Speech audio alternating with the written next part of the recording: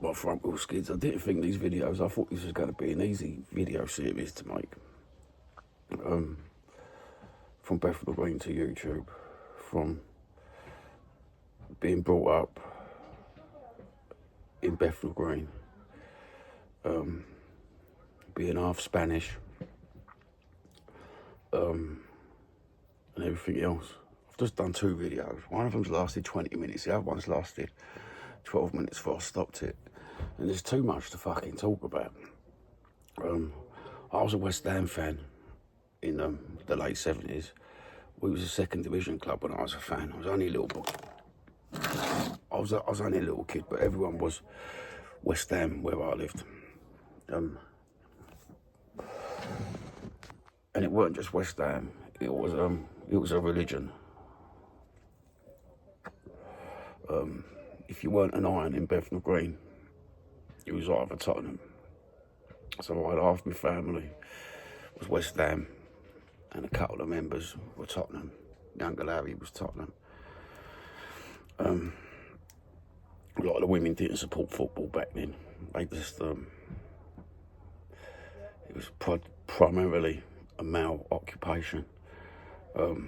I frequented all the pubs that my granddad went into when I was little. Those were the days when you was stood outside a pub or sat inside the pub in the saloon bar, smelling the smoke, drinking the little drops of drink that people had left. No one giving monkeys. The pubs were frequented by criminals, normal people, working class people. My granddad was working class, never had anything to do with the criminal element. Same as my nan. But everyone in East London liked a bit of a duck and a dive and a bit of a buying thing off the back of a lorry. But when the criminals were in the pubs years ago, as soon as they walked in that pub, it was like they put their overcoat or their smother, as we called it, on the back of the chair or whatever, and they'd be normal. That was a day job for them sort of people. So at an early age, I realised that being a criminal was a day job. It was a choice in life. Like my granddad was a French polisher, and like my nan worked in laundrette, their jobs were criminal enterprises. But at the end of the day, when they got into that pub, they was all together. It was one big family, one big Cockney family. Some of them were cousins, some of them were second cousins, all the older lot. It was kind of mad growing up in Bethnal Green. Friday night, Saturday night in the pub, sitting there, listening to all the stories. Didn't know what the fuck they were talking about the football, having arguments, playing cards, gambling. Never see an old Bill, and if the old Bill did come in the pub, I'll never fucking see one. The only time I see old Bill in a pub was a lot later in life. But back then, nothing. Mind you did have coppers walking down the road when I was a kid. And always your nan or your mum threatened you, if you ain't being good, the copper will take you away. Those were the days when you got a backhand off anybody for giving them jib back. Highlight of the week was fish and chips when it was cheap, because it ain't cheap nowadays, is it? Or Saturday mornings, pie and mash.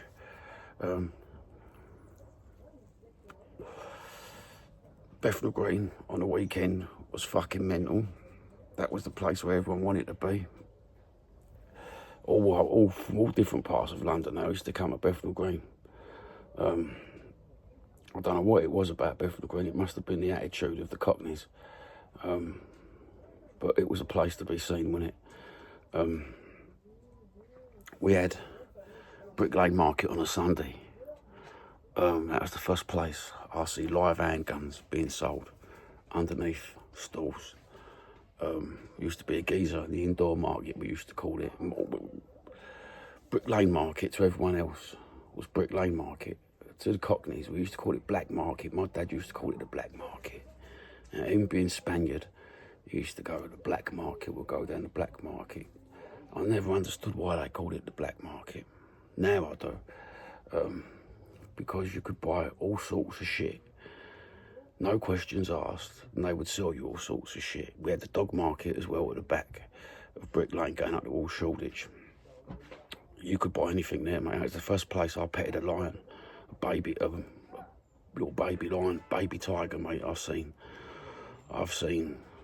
panthers being bought and sold. I've seen exotic birds of all sorts. I've seen cats that I've never seen ever again. I've seen dogs that I've never seen ever again. But people used to go and buy them down there, buy everything down there. Then we got Margaret Thatcher as Prime Minister, First Lady Prime Minister, in the early 80s. That was when I first see the protests, the animal rights protests down Brick Lane. They frightened me, mate. They used to spit at you, throw shit at you, and everything else. We'd only want to go and have a look down the dog market and have a look at all the exotic pets and birds, and been doing what we've been doing for years, like what my nan had been doing and her grandmother before her, you know. So that was when I first seen my first bit of violence on the street. My first bit of violence I ever see, child violence, was when I walked out my front door one day, went on the grass by the side of me. We'll call these two kids the Mad Finians, because later on in the story, you'll understand why. This little Mad Finian, I don't know what the fight was over, but it's the first time I got a fucking bloody nose, and the last time I got a bloody nose. Because about a week later, my nan bought me a set of boxing gloves. Now, I didn't realise if you get bought a set of boxing gloves in Bethnal Green, and you took them out onto the street, every fucker wants to fight you. Even your mates. So there's me, in the morning, knocking for Winston, knocking for fucking Niggy, knocking for my mate Yuri. Everyone had a boxing glove. So I had a set of boxing gloves. So every round we used to fight, we used to change boxing gloves. So one round you fight with your left hand, the next round you fight with your right hand. And all at the same time as that, we was running down the Repton, looking through the doors, running in the Repton. It had gone from opening the Repton doors and shouting out obscenities to the geezer and making him come out and chase you, to actually walking in there. And it stunk in the Repton, bruv. It proper fucking stunk. Now, I don't know why, but a lot of the old Cockneys used to call the Repton the Web. I don't know whether it used to be the Web Boxing Club or what, but I can remember being little and they go, where you take you around the Web, learn you to fight. And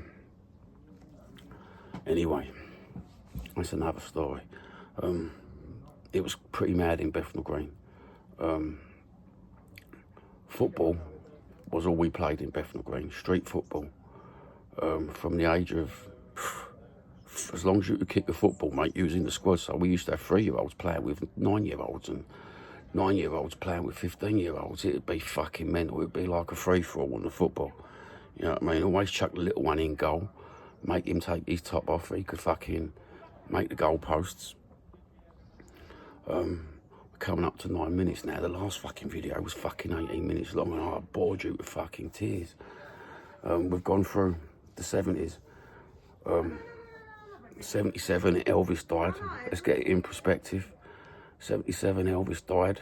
A couple months later, I think Mark Bolan died. About a year later, Sid Vicious died. That was the end of the punk. 1980, John Lennon died. 81, Bob Marley died. As a kid, seeing all that in the newspaper and living through the music as a little kid and experiencing Bob Marley and the Sex Pistols, and then all of a sudden, and Elvis and Mark Bolan, then they died. It was all a bit of a culture shock. But it was a good time to live, you know. I mean, we're built different. The kids who were born in the 70s, we're built different to any other generation, I think, that I've come across. Always got something to talk about. If I meet someone my age group, still to this day, I've always got something to talk about, because you know you lived it. We didn't have mobile phones or nothing like that.